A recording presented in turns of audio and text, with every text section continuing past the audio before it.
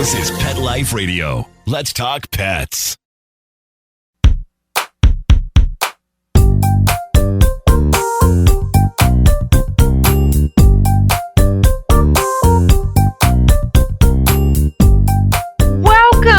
Welcome. Thanks for joining us on another episode of Vet Candy's podcast, In Other News, a podcast to expand your idea of what is impacting the veterinary world, veterinarians, and all animal care professionals as humans. We are your co-hosts. I'm Dr. Jen. And I'm Dr. Jason Chatfield. If you are not yet a Vet Candy subscriber, why not? Please subscribe for free today at myvetcandy.com. You can also reach me with complimentary messages at jen@myvetcandy.com. Don't worry, I can take the heat. Email me with everything else at jason@myvetcandy.com. Okay, news hounds, in the Candyverse today, we are talking about COVID-19 and policy. What? In other news, show me the money. Holy smokes, show me the money. Yeah, so it's pretty incredible to find out what happens in Washington, D.C. and how those policy decisions can, one day to the next, directly impact your daily life. Overnight, just like you said, and hugely impact almost everybody's daily life, for sure. Absolutely. Yeah, I mean, especially something like the pandemic. What does that have to do with show me the money? Yeah, well, a lot of stuff, as it turns out. Employment law, employment policies all come into play. But once again, well, I can't speak for you, but I am absolutely not the expert on this. Oh, no, me either. So we're going to have to invite into the Candyverse one of our external species, one that we don't like to have here very often, but we do love the ones that we get to bring in, right? Correct.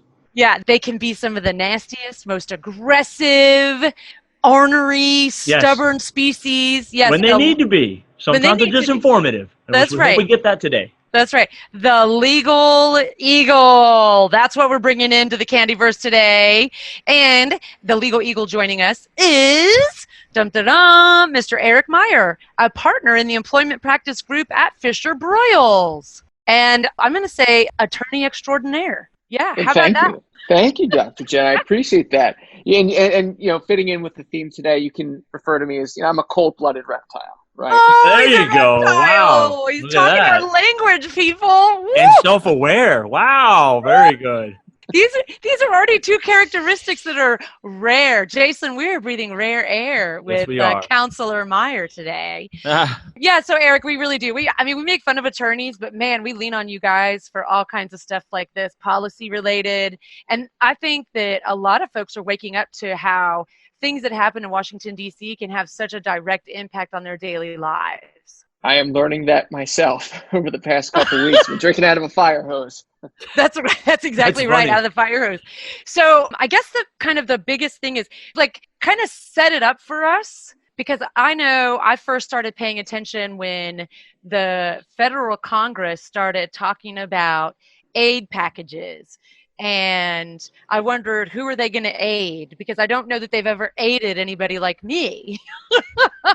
And I'm not sure, I pay my taxes, and so I'm not sure what's going on with that.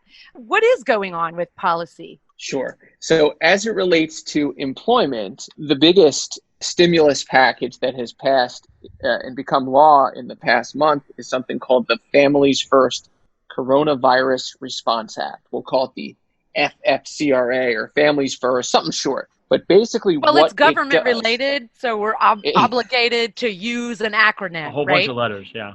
That's right. Yeah. It was put together really quickly, and it was well intentioned. These are not good characteristics for policy, friends.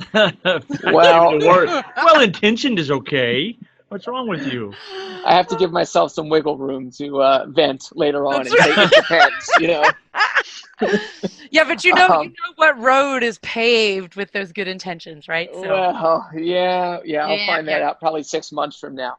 Yeah. But the two biggest things that your listeners probably be interested in, if they are employees, are the sick leave provisions. There's one that permits employees to take sick leave, paid sick leave, up to 2 weeks of paid sick leave, and that is called the emergency paid sick leave provision, aptly named. And then there's another provision that gets into something called family medical leave, which some of your listeners may be familiar with if they're a larger employer. I mean, I know most of your listeners are probably smaller employers, but you have some larger ones out there. And we have this federal law that's existed for several years now called the Family and Medical Leave Act.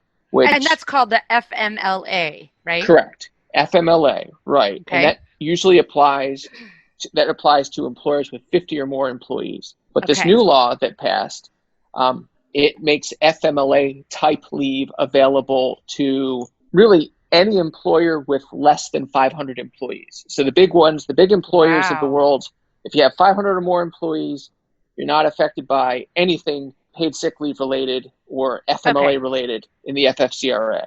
But so they're really targeting, so everything we're going to talk about today with that FFCRA, the Families First Corona Response Act, is going to be targeting what the government deems to be smaller employers who may not traditionally provide on a routine basis paid sick leave and aren't obligated under regular routine law to provide FMLA. Is that right? I think that's the rationale here. Okay. The government assumed that bigger employers provide this type of leave already, so there's no need for the government to step in. Plus, the government is actually not subsidizing; they're paying for all of this. So when that's what I think is interesting. So tell us about that. So when an employee takes paid sick leave, and you can take paid sick leave for any number of reasons, all of which relate to coronavirus. So, for example, you were talking about a stay-at-home order. If you're subject to a stay-at-home order, you may be, not definitely, but you may be eligible for leave. If you are eligible for leave, you can get up to $511 per day, and your employer pays that. And then what the employer does later on is it takes a credit on its taxes. So the government will then reimburse the employer. So the government's paying for all of this. So the government, but they're just letting you take that off next year's, off your 2020 income tax as an employer, right? When you pay is it income tax for the company that they're going to take it out of? Or do they know? They do know. It's going to be a credit against the Social Security tax that an employer would otherwise have to pay. So it's quarterly. Oh, it's quarterly, right? And that's interesting. Yeah. So let's focus on that. I think probably it's best. It gets confusing really quick, right? Super confusing, sure does. Really quick. But maybe we can focus on the employees, and then we can talk about employers. So employees. So I am a veterinary nurse, right? And I got sick, or I think I'm sick, or I'm told to stay at home. How does that work now? So who's going to pay me? Do I get a normal check from my boss because I got sick? Because I might test positive, because I have a fever, who knows? But I'm saying it's because of coronavirus. And so my boss pays me, and then the government pays my boss. Is that how that works? Precisely. So nothing changes for me, right? Nothing changes for you, and all the deductions are taken out of there, and all the good stuff, right? So it makes it really easy for the employees, correct? Correct. Assuming that you've survived all of the fear of how we as employers that maybe have less liquidity, who are concerned about how we're going to fund this up front. Right. You're going to float it. There was a lot of discussion about layoffs. So if you survived that did happen, for sure. Right. Yeah. If you've survived that and you remain employed going forward, and there's work available for you to perform, and you can't perform it because of one of these reasons that's in the act, you can take paid sick leave. And just like you said, Jason, it shows up in your paycheck just like any other form of paid leave. And then the employer gets the tax credit. So not to put not to put you on the spot. Do you know what some of those reasons are? Sure, it could be a myriad of reasons, I'm sure, in this kind of crazy time, right? Yeah, there are 6 of them. Oh, not too many. Pretty specific. Not too many. Great. Not too many. So number 1 is because you're subject to a stay-at-home order. So federal, local, state, you're subject to a stay-at-home order. I mean, it's a little more complicated than that, but that's basically number 1. Someone else says, don't come to work. The government says don't come to work. Okay. Number 2 is a doctor says don't come to work. Number 3 is you're going to get a diagnosis. You're going to you've got that cough, the fever. You're going to get diagnosed. So during that time, you can get some paid sick leave. Okay. Number 4 is you're caring for someone who's quarantined, either by the government or by a doctor, right?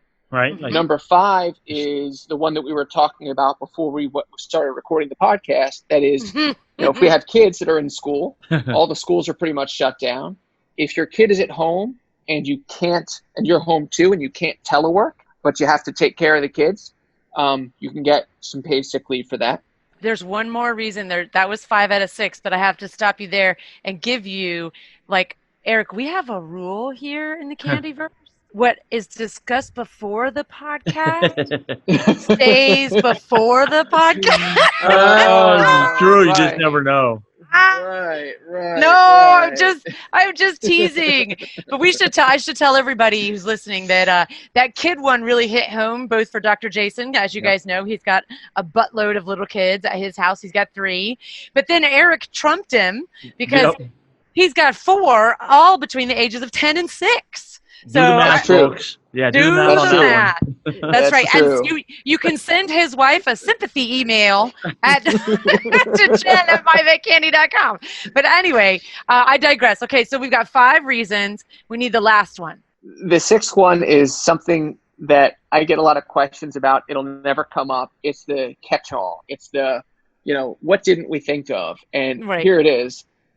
If an employee is experiencing any other substantially similar conditions specified by the Secretary of Health and Human Services in consultation with the Secretary of Treasury and the Secretary of Labor, then you can take paid sick leave. What? Good. I don't know. Good golly. That pretty much said if you could get 3 cabinet leaders to agree on the criteria later, then you could put it in there. You know what? And it was passed so quickly. Yeah. I bet from a policy and a legislative standpoint, they had to get that in there to get it signed. Yeah. To allow for something that doesn't fit in the box that they designed so quickly, that you got to. And you know what? A lot of times, good legislation, good policy, even like an industry association level, it'll leave that because you can't predict everything. So you leave that out that says, just in case some great person doesn't look like we thought they would when they arrive, we still want to be able to afford them that opportunity, right? So you got to leave that out. Leave that out available. So excellent. Okay, so those 6 reasons. So here's what I thought was interesting about the way that they wrote that law, and what I think the press did not cover well, is that the reasons you just described, none of those sounded like, I'm afraid of getting the coronavirus, so I don't want to go to work tomorrow. That means I get paid sick leave. Right. I'm quarantining because I think I was maybe exposed at a party this weekend that I'm still recovering from, so I'm not going to go to work tomorrow, right? That is correct. That is not in the law. No. And so your public health officer has to issue a quarantine or isolation order, or your doctor has to say that and not your veterinarian, an RD, right? A real doctor, a physician has to say that you got to stay home. But what about those essential, because we're hearing that phrase a lot too, like people who are considered essential. And so for me, like when I had a veterinary practice, we ran on a very lean staff, which my staff was happy for because everybody got a portion of a bonus. And so, I don't want to say, it's like bank robbers that split it 4 ways or 5 ways or 3 ways, but the profits were split and shared among employees. So the more employees you had, the smaller everybody's piece of the pie. So everyone was happy to be lean, except when someone got sick. Yeah. So I couldn't have opened my business if I had more than 1 or 2 people who said that they couldn't come to work. So how am I supposed to do that if I am fewer than 500 employees? But I just can't manage without people showing up. Well, I think there are 2 different issues there. So one is really outside of your control, because if people don't show up because either they have coronavirus or they're caring for someone, or even if they're afraid to come to work, I mean, those are really circumstances beyond your control as the employer. Sure. The other issue is, well, what if you have trouble funding that? So if you're a small business that just doesn't have the liquidity to front the paid sick leave, or we haven't talked about the emergency FMLA that's available. Right. What do you do? And there are some exceptions for small businesses. Okay. So basically, it comes down to if you as a small business, if forcing you to provide this paid sick leave is going to jeopardize the business as what we lawyers refer to as a going concern, or maybe bankers refer to it that way. Then there are certain steps you can take to effectively avoid paying the paid sick leave. Okay. It's limited. It really only comes down to the situation in which an employee needs to take time off from work to care for a child that is home from school. That's really the only limitation. But there are, in that situation, there is an exemption for small businesses to avoid paying the paid sick leave. Okay. And you use that word avoid. It's not that when I owned a practice, it wasn't that I would want to begrudge my employees that pay. It's just that I couldn't afford to pay twice for the same position, right? Pay my employee who's home sick, but then also pay someone to do that job while they're home sick. I just wouldn't have been able to do that, tax credit or not. It's a cash flow issue. It's an immediate issue. Yeah. Okay, so that's interesting. So that is allowed. There is a way to do that. I have one question. That's Maybe it? several questions. Are all these reasons created equal? Like, am I going to get full pay, half pay? If you're an employee. As an employee. They're not created equally. No. Right. So which one should I choose? So which one should it be? So basically the ones where you're looking out for numero uno. Yes, you yourself. Right. I'm always looking out for that person. Come on. Yep. How do you already know him so well, Eric? Well, kindred spirits. When you yourself are quarantined, either by the government or by a doctor, or you're going to get yourself checked out, you get 100% of your pay up to $511 per day. Wow. Right? Forever? Yeah. For 2 weeks? 2 weeks, no, right? for 2 weeks. 2 weeks. 2 weeks. Right, 2 weeks. And it's is that after 2 weeks, tax you're done. total? Is it the after tax total, or is that before tax total? That's before tax. Okay. All right. So government might take a third, but okay. So there's that. And then if it's for any of the other reasons we discussed, so you're taking care of someone else, you're looking after your child. Yep. Oh, by the way, it's not just looking after a child whose school is closed. If someone has a daycare, if your kids go to daycare and the daycare is closed. If you're normal child care for whatever normal child care. Yeah. Right. It could be your uncle who watches your children. Right. Like that counts. You get 2/3 of your pay up to a maximum of $200 per day. Wow. Okay, well, that's better than nothing. That's for sure. Yeah. Better than nothing. So it's better than a kick in the pants. They didn't have to do that, so that's really good. That's right. I didn't realize they were not created equal. So all the other ones are that way, correct? Just the one that you get full pay for 2 weeks is if you actually, the doctor says you can't go to work, or the government says you cannot leave your house or any of that. That's someone else tells you can't go to work, then you get your full pay for 2 weeks, up to $511 per day. Right. Yeah. Okay. Right. That's a weird number to come up with. Which I get that. That's really I guess that's okay because if you're sick, you know what I mean. Like you're at that point, it's you that's sick. Yeah. That's true. We sort of had some crickets there when he set up the $200 per day. It was very different than the $511. So it is very good. Yeah. And that's also a lot different. We were talking earlier about what if you're scared to come to work. That's not in the law. Yes. If you're scared to come to work, you may be able to resign and collect unemployment. And if you collect unemployment, you could be annualizing at, I don't know, $50,000 or $60,000 a year. Right. Oh my gosh. Yeah. Because how much of your regular salary would you get if you were doing that? Isn't it determined? It varies from state to state. It's based on how much you make and where you can cap out at. But then the government's going to throw in an extra $600 per week. Oh my gosh. Yeah. Oh, is that because everyone's getting laid off? That's from the CARES Act. That's the third piece of legislation that came in after this Families First Act. And one of the provisions of the CARES Act is that if you lose your job for, let's call it a coronavirus-related reason, you not only get your state unemployment, but you also get $600 a week from the government for 4 months. So you're going to have folks who are making, $1,300, $1,200 a week, maybe even more. That's, compared to what you might have been making if you continue working. Like picture someone who works in a supermarket, for example, which is an essential business right now, and you're making, I don't know, $10, $11, $12, $13 an hour. You're going to make more on unemployment. Right. Right. Wow. Yeah, there was some discussion about how that might lead to going for unemployment. You just got to do the math. Right. Right. Had to get it passed quickly. So Yeah. And that's why it's never good to have like quickly passed or hastily constructed policy at any level, right? At any level, because you just never know where the devil is in those details, right? yeah, and human nature. Let's see how I can take advantage of this. Yes, For sure. yes. Hire me a lawyer. Oh no. So we're going to take a quick break, so as we could pay some bills during the pandemic. No, we're going to take a quick break. On the other side, we're going to get into that FMLA, the Family Medical Leave Act provisions of that FCRA. And we'll try not to use any more acronyms, but it's hard with policy. Yeah. It is. Yeah. They all seem to start with F. Exactly. They all have to start with that. So we'll see you guys on the other side. We're going to take a quick break. Get back with you.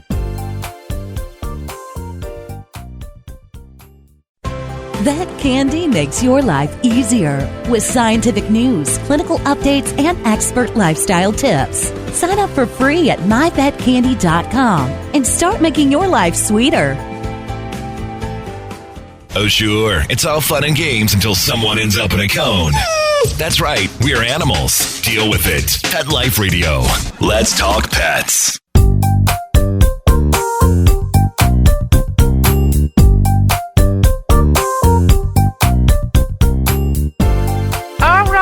Thanks for sticking with us, News Hounds. So we're back, and we're back here with Eric Meyer, who I'm starting to be very impressed and think that this lawyer really knows what's up with this coronavirus legislation that was passed. So we talked a little bit about, a lot about the paid sick leave that was contained in the Families First Coronavirus Response Act, the FMLA. You got it. Very good. Nailed it. Thank you. Came in weak, but you got it. You got it. That's right. Hashtag killing it. Okay. And now I want to talk about the FMLA component of that, if you would, Eric. Can you tell us, describe a little bit about what that means and what was in this act for that? Sure. So we talked about 6 reasons why you can get paid sick leave for 2 weeks. One of those reasons overlaps and enables employees to take this expanded or emergency FMLA. And that's the one where you're caring for your child if the school or place of care where your child has been closed, or child care is unavailable due to coronavirus. So if you're taking leave because of that, and you want to take leave because of that, and if you've been employed by your small employer, anything less than 500 employees, for 30 or more days, you can get up to 12 weeks of this expanded FMLA. Wow. That's 3 months. Yeah, I mean, it's good on paper, but and it's paid. I mean, at least the last 10 weeks of it is paid. So that's pretty good too. But again, you're not going to be able to retire on this. This is you get paid 2/3 of your regular rate of pay up to a maximum of $200 a day. So if you think about it from start to end, if your first 2 weeks can overlap with that paid sick leave. So you can get 2 weeks of paid sick leave at $200 a day, you max out there. And then for the remaining 10 weeks, you get your expanded FMLA, $200 a day. So you can max out at $12,000 over 12 weeks. Wow. So, but the original FMLA didn't pay, right? It just kind of held your job. Is that correct? That is correct. Yeah, so it's an emergency, but it's actually expanded. It's quite a bit different than the original act in its entirety, right? Correct. This is the first time that any form of FMLA has been paid. Right. Now, under traditional FMLA, what a lot of employers do, and what a lot of employees elect to do because the law allows it, is if you have this bank of unused paid time off that's just sitting there accrued but never used, you can run that at the same time as when you take your FMLA leave. So I don't want to call it a vacation because it's not, but you're getting paid as if it's paid time off. And then once that runs out, then the rest of the leave is unpaid. Right. And you can do similar to that here. Okay. You can basically, at the very least, top off, so to speak, using your bank of paid time off. So it's just a bunch of ways the government's trying to help. They recognize the problem. They're doing what they can do to sort of mitigate this, That's a good legal word. I like that. Mitigate. Things being basically shut down. So. I watch a lot of Law and Order, Eric Meyer. Just so I can attest to that. It's unbelievable. First of all, it's unbelievable the amount of Law and Order that's actually on the television at all hours. It's even more unbelievable that Jennifer watches almost every bit of it. 456 episodes of the original Law and Order. It's unreal. It's crazy. It happens just like that in real life 0% of the time. Okay. So you're a big fan, huh? I see that.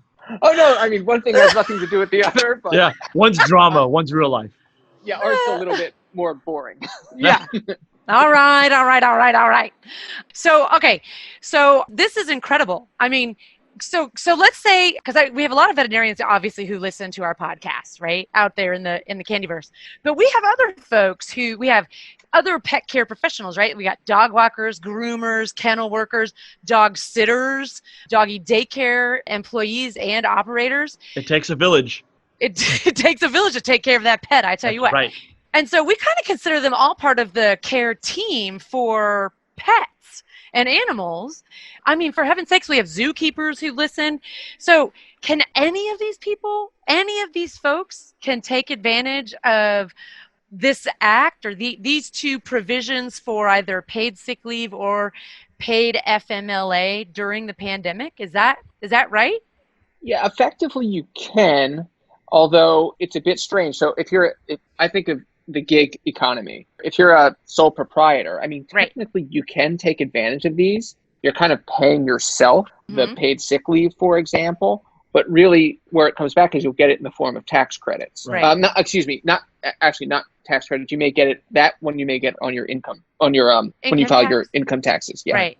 Instead of that 15% or whatever for the Social Security and the not unemployment, but the FICA and all of that. That's where that would come in. You would get a portion of that. I think you'd chew up at the end of the year in April. Yeah. Yeah. Or July or whatever we're going to file now. But again, you have to be able to float it. Well, right now. Right. Again, I mean, if it's just yourself. Yeah. Right. I mean, it's your business anyway. So maybe it's six in one hand, half dozen in the other. But the government will subsidize at the end of the day. They'll pay for the paid sick leave. Interesting. And I think we touch a little bit on that other bill that just passed that, like, the gun went off on Friday for the Paycheck Protection Act or program, PPP. And that's the one I think that's what the sole proprietors who have themselves and maybe one other employee or something like that, they might, because you bigger than that. A little bigger than that, maybe. Yeah. But they could, take advantage of that if they needed some liquid stuff. That's right. That's where the government is going to come in and essentially pay your payroll for 8 weeks. As long as you keep your head count, your employee head count, your salary level relatively constant. Yeah, these are loans that you take from the government. And at first they were talking about a 4% interest rate. Then it went down to half a percent. I think it ended up at 1%. It ended up at 1%, yeah. Yeah. So, but it's forgivable. At least, some of it is. Yeah. So, you know what that's called? I know what that's called. What? Free money. Yeah. Show me the money. Yeah, which is crazy. If you just sit and think about it, that is crazy. Regardless of whether you argue that's right or wrong, that is crazy that's actually going, into effect, and probably going to be a lot of loopholes in that whole. What is it? 200 pages, 198 pages. I don't have any idea how long that thing is. It was 880 pages. See, I wasn't even close. I only got through the introduction, and I was like, "It's enough of this." Yes. Right? So I just go talk to a lawyer. So, anyways, a lot of stuff good policies. Like good that, policies. Good policy. Yeah, but okay. So here's my next question. Since we do have you here, Eric, is and we're gonna play a little game when we get to the end here. So both of you guys prepare yourselves. For Jason, he knows I always like to throw a game at our guest. I suspect you're already prepared for it, though, Eric. So what if I'm an employee and my boss is saying you can't have that sick leave? I don't think it says that you better show up for work or you're fired. What do I do? Well, that would be a good time to contact. You could contact a lawyer. Another lawyer. You could contact another lawyer. You could contact the U.S. Department of Labor. Okay. Those would be the first two places. I don't know in what order I would consider reaching out to, because the Department of Labor may be a little bit inundated right now, but a lawyer, a little bit. But I know, many lawyers that practice on the employee rights side, and they're starting to get these calls. I would imagine, because remember, it's a cash flow issue, right? So if I'm a small business, I don't have people coming to my business, but now my employee is taking off and saying, the government's saying I get to do that, and you still got to pay me. It's not a matter of, I love you, Tom. I just have no money to pay you, right? It's just interesting. So I would have to contact the lawyer for sure. I wouldn't have any idea what to do on either side of that. I was going to say, and then, or the employee. Yeah, and then that would be my next question, Eric, is like, what if I am an employer and employees are telling me, hey, I'm going to the doctor this afternoon because I have this dry cough and I think they're going to say I have corona, so I'm going to start sick leave and I want to make sure that you're going to pay me. Or they call me and say, the doctor said I have to stay home, but they can't produce a doctor's note. Can I require a doctor's note as an employer? Like, what does that even look like? Like, where's the line for me? And everyone, we should say, these are hypotheticals. This is not intended to provide any legal advice. You should never take legal advice from a podcast. But, right, but contact an attorney or watch some Law and Order on TV. But anyway, contact an attorney if you need legal advice, but these are hypotheticals so we can talk about the application of the policy. Is that enough of a disclaimer there, counselor? You've done this once or twice before. Okay. So back to my employer situation where I have an employee who says something like, I'm scared I'm going to get corona if I come to work. The doctor said I have to stay home. No, I don't have a note from the doctor. So what am I to do in that situation? Fortunately, as an employer, the way the Families First Coronavirus Response Act has been teed up and interpreted by the Department of Labor and the Internal Revenue Service, there really isn't much in the way of documentation that an employer needs to get from an employee in order to get those tax credits. Wow. So, for example, Jen, you were talking about someone who says, I'm going to the doctor because I want to get checked out for coronavirus. Really, all you need is the employee's name and the name of the doctor. That's it. And the dates. That's basically it. It's not like a privacy invasion to ask for the name of the physician or anything like that of my employee? The name of the physician? No. Okay. That's what the IRS has said you need to do to document your file in order to get those tax credits in that particular situation. Like if you're quarantined, like you have a stay-at-home order, all you have to do as the employee is write out your name, the dates you're going to be missing, and the name of the government entity that issued the stay-at-home order. So state of New Jersey, state of Florida, state of California. That's it. And then your employer then gets, as the employer, that could be an email, that could be a form, you have that on file. So then at some point, if the IRS ever audits you for getting those tax credits, you just produce the form. You don't need a doctor's note. Wow. That is incredible. Not a lot of documentation for government money. I know. Can we say fraud is going to happen? Do you think there might be some fraud? There could be some fraud. I think you're going to see more fraud with the CARES Act. People businesses trying to get those loans. Yeah, because that's actually just money. Like that's actual, cash, almost cash in hand. Yeah, that's incredible. But I mean, the reality here is doctors and health systems are so inundated that to add that extra burden to give someone a doctor's note to say that they came to see me, I mean, it's just a waste of resources. Yeah. Well, and likely that's going to be fraudulently created by people who are dishonest as well. Right. So how legit would it people be? Stop writing notes. Right. Right. Well, what's great though is that it doesn't put the employee in a bad spot. It doesn't make the employer the middleman who has to be demanding it, right? Like middle management always gets squeezed between government and employee. There's the employer. Right. So that's incredibly helpful. So Jason, did you have any other burning questions for our legal eagle? All of my questions are burning. Okay. So, but no, I don't have any. This is, it's an interesting time in the world, so it's good to have some clarification on some of these things. Yeah, I always think it's good to have clarification, especially on that. So, all right, so are you guys ready for a game? Probably not. Sure. Nope, sorry. I mean, sure, yes, absolutely. Let's play a game. Okay, so I am going to, my answer is 4. Okay. Oh, it's too early? Okay. No. So how about this? I'm going to ask Jason. Of course. Some legalese questions, okay?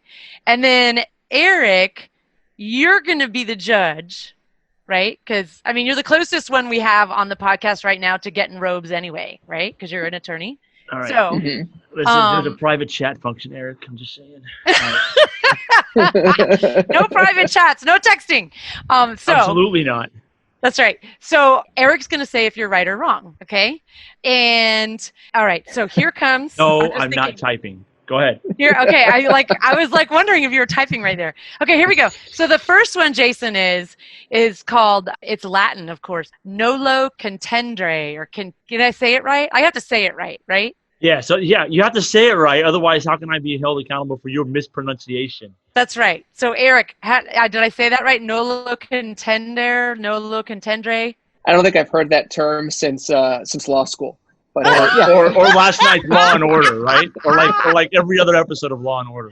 That's right. I think you know what? I think in legalese, I think they just call it a NOLO. Yeah. Okay. All right. I have no idea. I'm gonna go with no contest. Oh, did you Google that? I did not Google it. What's wrong with you? I watched Law and Order just like you. Is that right then? Wait, hold on. You're not the judge. I'm not the judge. All right. But you just spit that answer out so fast. What do you think, Eric? I believe that's correct. That's right. What do I win? Now look, that answer from the judge was spoken like a true attorney. Yeah, I think right. That's correct. As far as I can recall, right? That's okay. right. Okay. So the next one I have is pro se, Jason. I heard Do you want me to use it in a sentence? Please use it in a sentence, and then I need some clarification if that's correct pronunciation. Okay, so and then I need you to spell it. Okay, so and the origin. The defendant appeared pro se. Okay, so it's Latin. And it's 2 words. It's PRO space SE, pro se. Okay, I think that means the defendant appeared pro se. Is that what you said? Yes. Yes. I think that means showed up in a 3-piece suit. Is that correct, Eric, or not? I think that's right. It's close. Thank you. Okay, I get it closer. I have seen defendants pro se show up in a 3-piece suit. Oh man! Do not stretch the truth. I missed part of it. So wait, so it wasn't correct, but it wasn't wrong. I think technically I would have to hit the buzzer on that one. Oh, okay. So I'm gonna go with the red buzzer. That buzzer. That's right. It means you're representing yourself. Oh, in a 3-piece no lawyer, suit, right? Huh? I thought it meant representing yourself in a 3-piece. I thought that was a given, representing yourself. I was just adding the 3-piece suit. Right. Okay, I have one more. And I'm sure gonna get this one then. Yeah. Okay, so this one is habeas corpus. Oh, I should know that because I've heard that 100 times. I know. Use it in a sentence. A sentence. Okay, so the sentence is, they are filing a writ of habeas corpus, so we'd better be prepared. I don't know. Okay, they're filing a writ. I don't know what that means either. So this is going to be really hard. Let me think here. That means a writ of habeas corpus. They're doing something illegal to a dead person. Oh my goodness! No, I don't think death is necessarily involved. It could be. Oh, I'm just looking at corpus. I have no idea. All right. Oh, that would be corpse, I guess. Okay, yes. Sorry. Okay, well, whatever. Corpus just means a body, I think. Okay. All right. I guess I got that one right. So I was 2 for 3 then, right? Right. What, Eric? So what are we going to say for what is the actual habeas corpus?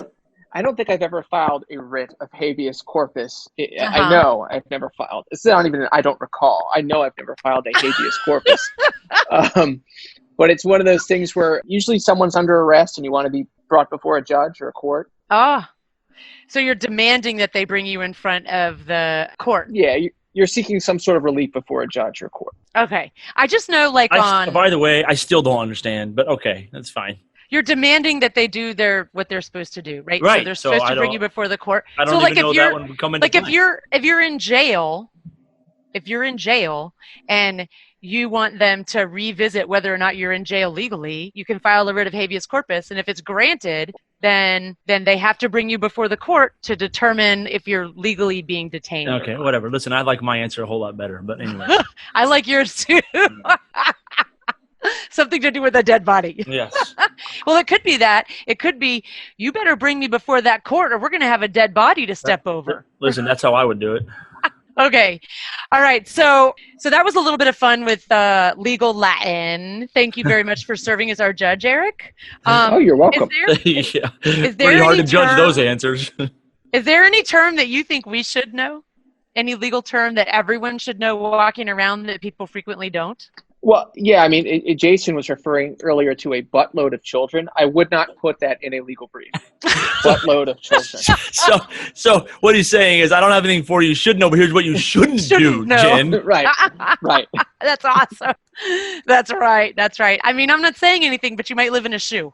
Okay. Yeah. So this has been wonderful. So the FFCRA and paid sick leave due to impact of coronavirus for one of those 6 reasons you listed, and then the expanded FMLA, which will be paid. Those things contained in the FFCRA apply to employers with less than 500 employees. Correct. Okay.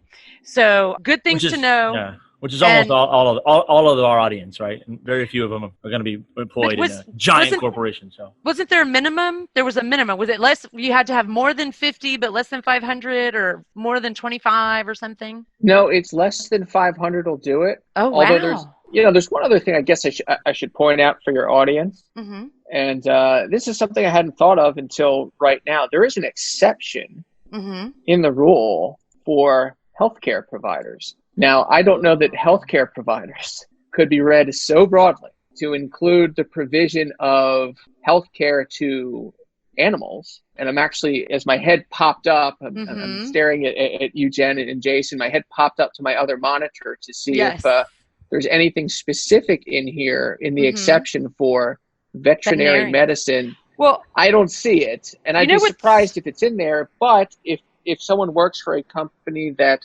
develops drugs that could be used on both humans and animals, then those folks might be exempted, huh? Yeah, that's correct. So what's interesting about that is that some states are including, they include veterinarians for the purposes of some licenses required and permits to practice. They include them in their definition of healthcare practitioners. Interesting. I mean, the law talks about any doctor's office, healthcare center, clinic. Well, I guess the moral of the story is, if you have a question and your lawyer doesn't agree, just get a better lawyer. Get a new lawyer. Get a new lawyer that can argue the other side. If there's any kind of question, I'm still going to argue for you. Because a very good friend of mine, he's an attorney, Brian Reynolds. Shout out, Brian, if you're listening, because I'm going to send you the link to this. He gave me the definition of the law one time, and he said that which can be clearly stated and vigorously defended. Clearly stated, huh? Again, I just fall back on it depends. That's a good standby that any lawyer should have. Yeah. That's excellent. That's excellent. Well, thank you so much for joining us here in the Candyverse and helping us protect ourselves as employees, helping us help our employees by understanding the rules as employers, and overall just making us sound smarter when we talk about these topics at parties. We appreciate that, Eric. Jen, Jason, thank you so much for having me. Can I give a quick plug for some free resources for your listeners? 100%. It depends. We love free resources. It depends. Freebies. So I have an employment law blog. So which has been focused mostly on COVID-19 coronavirus over the past couple weeks, and I've talked about a lot of the stuff, or written about a lot of the stuff that we've talked about during this podcast. So if anyone wants to go to theemployerhandbook.com, all one word, theemployerhandbook.com. You can read up on a lot of the stuff we've talked about today. And we'll put that link in the episode notes as well. And I'll give a personal testimonial, like support for the blog. It's incredible, and it's written so that people who don't know what habeas corpus, pro se, or nolo contendere, you don't even have to know what those words mean, and you can understand that blog. Let's reiterate, I got one of them correct. I don't know why you got to pretend like I missed all 3. I love it. Duly noted. I love it. Duly noted. Let the record reflect. I'm an all-star for playing baseball. That's all I'm saying. That's right. That's right. But we're not right now because of COVID. There you go. All right. Thank you so much, Eric. And one more thing, if you want to reach me, I'm at Jen at myvetcandy.com. Yeah, or more likely, Jason at myvetcandy.com if you really want some good information. That's right. And we hope to find you also on our new show that just launched. It's called Vet Candy Pop. And it's Dr. Jason and myself and that sometimes interloper of our podcast, Dr. Courtney Campbell, talking about all kinds of topics that impact the world at large. So you can find us on Vet Candy Pop on our YouTube channel, or you can find us at myvetcandy.com. And we'll catch you next time on In Other News. Let's Talk Pets, every week on demand. only on PetLifeRadio.com.